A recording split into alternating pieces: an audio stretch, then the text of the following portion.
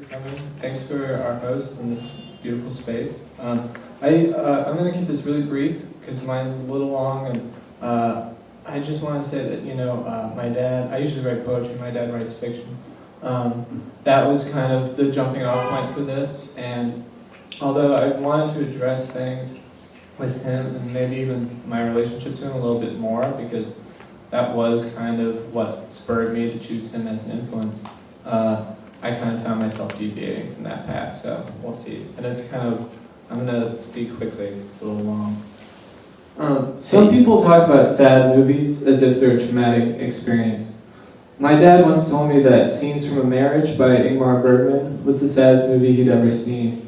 Maybe he was foreshadowing, unintentionally or not, my parents' future divorce. I think it was 2005 or 2006, but I don't know anymore. A year or two later, I watched Jules and Jim with a friend. She said it was the saddest movie she'd ever seen. At the time, I agreed with her. I don't think I had a lot going for me that year. I was still living in Missoula, Montana, the town where I grew up, and I was going to the local university, working at a shitty sushi restaurant, and hanging out a lot in the garage next to my house, mostly because we had a nice movie set up there, and nobody would bother me about noise or anything. The garage was part of the bottom floor apartment I shared with two friends, the perpetually stoned Michael and Dave, the gassy, egotistical artist, who I disagreed with on everything at the time. Dave had extra space in his room and I resented him for it, so I tried my best to make the garage part of my territory. This worked well, except for at parties when people would spill out into the garage, inevitably something would get trashed, or a cloud of weed and hookah smoke would envelop the structure for days. I had also just purchased a lot of old VHSs from my favorite childhood video store that had recently gone out of business, including the Jacques Cousteau collection, some old Kurosawa movies, and some other trash I was pretty excited about. By the time I watched Jules and Jim, I had been single for months. Before then, I had a few months-long romance with an Italian exchange student who didn't want her boyfriend back home, a skydiver, as she was, to know about. She didn't like sad movies, she told me, unless they were documentaries. She could watch a sad documentary, but that was about it. I guess I understood her point. I didn't like horror movies much because of the artifice involved. Why should I think differently of fictional drama? Still, I didn't mind that she didn't like sad movies. After all, there was always Sleepless in Seattle, but even that was a little too sad for her. I think we watched a lot of Seinfeld together, but I don't know anymore. Those days were long past. When she went back to Italy, it was almost like the whole thing had never happened. I had seen her former host mom, Kathy, around town, and she didn't even wave. My friend Jean and I watched Jules and Jim together. She had gone away to a liberal arts college the previous fall on the East Coast, but had returned without much interest in going back. It was 2008, and everyone was talking about losing money like it was the plague. I don't think it was about the money that had gotten Jean. She had gone there with her boyfriend from high school, and they'd broken up halfway through first semester. I think both parties involved knew that that was going to happen, that they were approaching a wall, but after all, they say you can't build a fire if you don't split some wood, or something like that. The summer, Jean was living in a closet-sized room in her friend's apartment, a few blocks away from my house. She would come over a lot. She worked a bit at the grocery store, but the hours were too early for her, and she quit after not much time. So we had time and no money, and a few movies and occasionally some weed. In high school, I had developed a crush on Jean's best friend, Alex, and so originally I had become friends with Jean in order to spend more time with Alex, who I thought would eventually get around to liking me if I was just around a lot, making myself available to like. Like osmosis, I was looking to break through the cell wall. I think I was being a bit too optimistic. Jean and I were on the tennis team together. It was pretty clear we weren't in it for competition. I think we just liked the lightness of tennis, the exercise without the in-your-face quality of other sports. I was too lazy to do track and field, so I did tennis. I don't really know why Jean did it. Tennis is where Jean and I would hang out independently of Alex. With Alex, I think I was dumb. I was always showing my cards. I liked her too much. I couldn't speak. I would ask her if she wanted to see a movie or something, but it would come out like criticism, long-winded explanations for something that wasn't going to happen. Besides, there were no good movies out at the time. For tennis tournaments, Jean and I would carpool together. It was spring in Montana, and the sky was always the same gray. Sometimes it even snowed. I forfeited a match once so that we could grill some burgers on the little Weber Jean's mom had left in our car. Somehow this didn't seem odd to the coach, and I think other players supported our decision. Thank God I wasn't on varsity.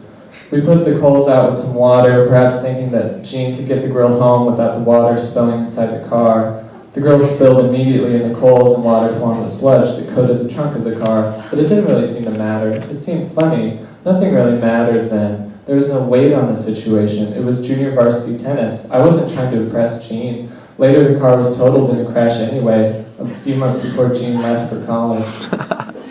Eventually, my interest in Alex waned. She started dating a guy from Bozeman with a boring name. Her and Jean had fallen out not long after, and I stayed friends with Jean. It was around then I started seeing the Italian girl, and Jean started dating some guy from our tennis team, the same guy she would go out east with, maybe even for. It was also a time that I didn't want to spend. It was also a time when I didn't want to be at home much. I wanted a girlfriend so I could stay out of the house as much as possible and not watch TV with my mom. It was very sad all the time, sad about the divorce, so sad she couldn't even talk on the phone without crying or listening to certain music or ask me about how I really felt about things. She would oscillate between marathon watching entire seasons of TV shows like 6 Feet Under to zoning out to reruns of The Gold Girls on Lifetime. Sometimes TV is the saddest movie. My first year of school was a wash. I didn't sleep much. I did acid a few times. I think I was profoundly bored. I was thinking of transferring schools that summer when Jean came back.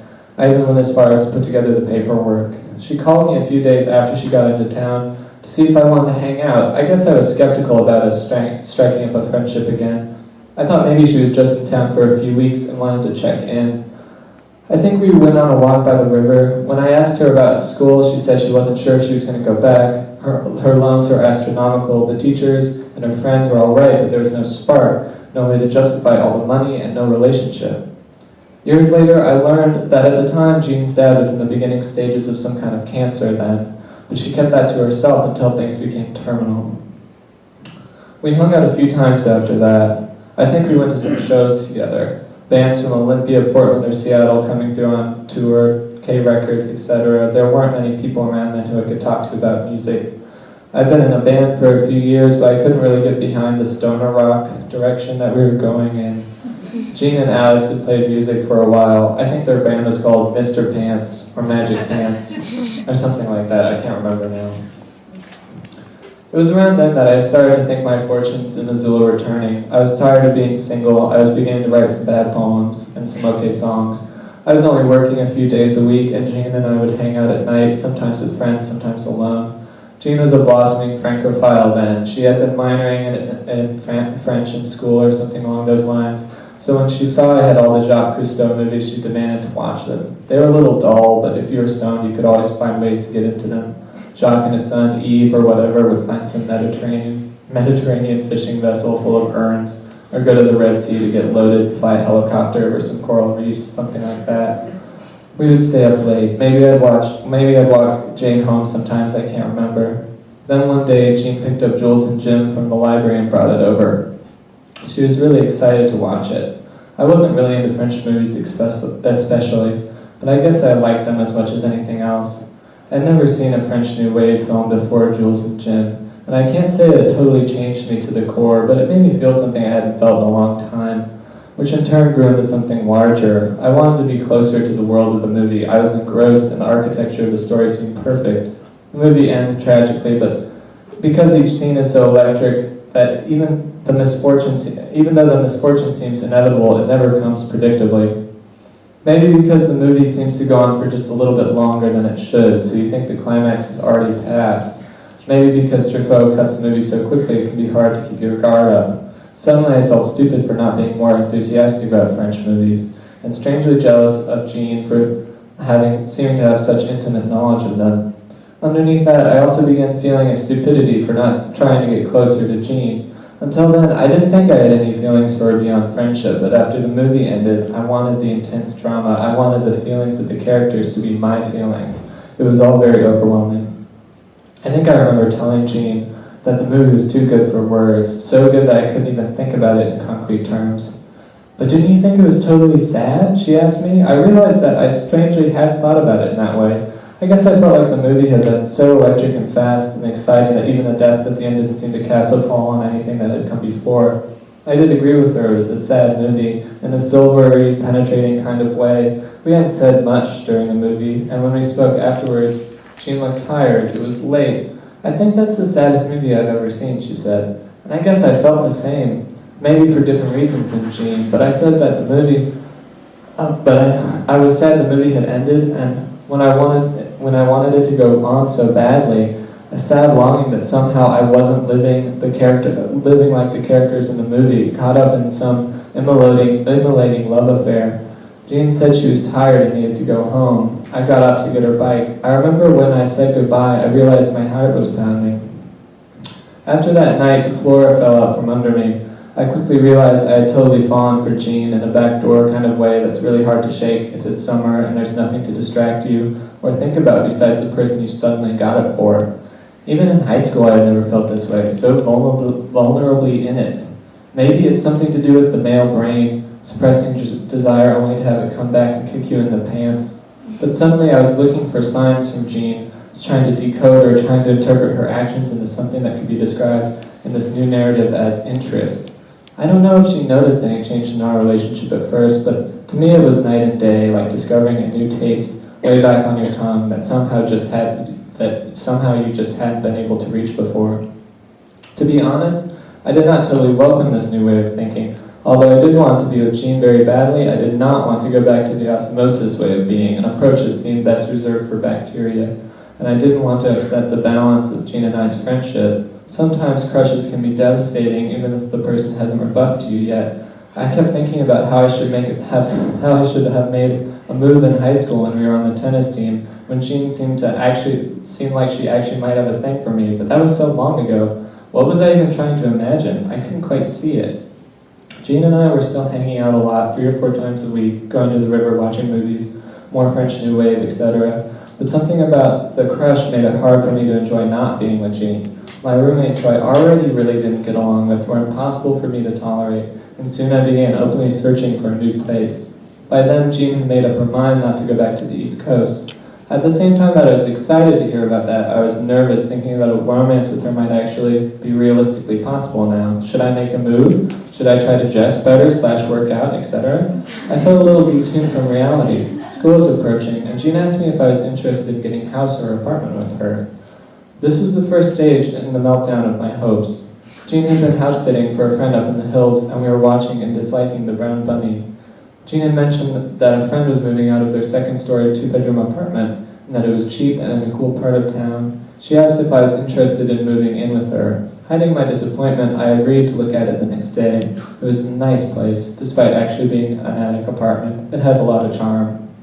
But the bedrooms were too close next to each other, and suddenly I had a flickering of the very real possibility of Jean and I moving in and her getting a new boyfriend, whom I would hear her have sex with through these probably only marginally thick walls. It was a scenario that was hard to shake from my thoughts, and not exactly pleasant either.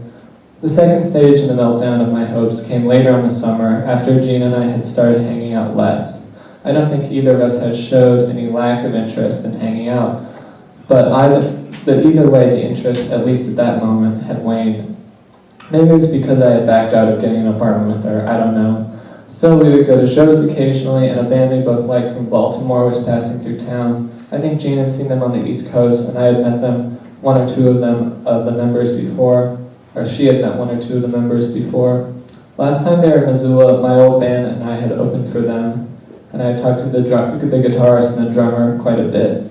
I think I wanted to impress Jean with these facts, though that probably seemed extremely douchey. Even though it was clear after looking at the apartment that Jean did not share my feelings, I still couldn't shake my feeling of wanting to engage her interest, wanting her attention. I guess I still had some delusional hope it might work out. On the night of the show, I decided I would tell Jean how I felt about her. It seemed to me like I should make my feelings known and get it over with, even if it was from nothing. Though maybe there was a chance she would respond. I arrived late at the show and couldn't even see Jean in the crowd when I got there. When I found her, she was talking to one of the band members, the bass player. He was cute and older, and had been with the band last time they came through. I think I felt suddenly misplaced, kind of like, what was I even doing here? But wait, don't I like this band? I got a beer, and tried to join their conversation, but I don't think I had much to say. I just kept drinking and waiting for the next band to come on. The night went on, and I felt even more distraught. When was I going to talk to Jean one-on-one? When the band finally did come on, I was on the other side of the room from Jean getting a beer. I didn't want to try to fight through the crowd to get to her. I felt like doing so would make me seem clingy or too intentional in trying to get close, so I just kept my distance. At the show, I bought a t-shirt. After the show, I bought a t-shirt. I think I borrowed money from Jean to do it, which I now realize I probably never paid her back for. I tried to talk to the guitarist and the other guys in the band. When I mentioned playing and talking with them at the last show in town, they seemed apathetic. That show? I didn't think anybody showed up to that show. That was a really long time ago. Really? I thought, hadn't it only been over a year? Maybe I was being too detailed, too meticulous, or circumstantial. Maybe I had been in Montana for too long. Should I just try to be myself, I thought? But I was exhausted of myself. I didn't really have anything to say. I wasn't in a band anymore. I was writing some songs, but isn't everybody? I'm writing some new stuff, I said. Oh, so you play music, said the guitarist. I guess I wasn't getting through. Jean was talking to the bass player again when I told her I was going to head out. I had given up on talking to her about my feelings by then and just wanted to go home. Hey, I'm house sitting near you. Should we ride together, she said? I said that sounded great. Jean said her goodbyes and we headed out. I don't think we talked much during the ride, but biking and talking has never really been my specialty. When we got up to the house Jean was house sitting, she asked if I wanted to come in and hang for a sec. I said sure, thinking maybe that this was my opportunity after all. I locked up my bike and stood on the porch while she fumbled around in the dark, trying to find the key. When she did open the door, I didn't follow. I waited on the porch with a lump in my throat. What's up? Jean asked, coming back outside. And I told her about what I'd been building for the last few months and how I couldn't keep it to myself any longer. It probably seemed very earnest and over-emotional, but it was a powerful feeling that hadn't gone away, and I had to address it. And when I addressed it, it vanished. Before Jean could even speak and explain that she valued me as a friend, etc., I felt an enormous sense of relief, like an ulcer had been removed from my stomach. I think I was actually smiling, which probably made it seem like a weird joke, but I don't think Jean cared. It was a strange reversal. I felt fine, unfazed. Jean asked if I was okay. I told her I felt great, but I didn't want her to feel weird about us as friends. Good, she said. Then I went and got on my bike and went home alone. Thank you.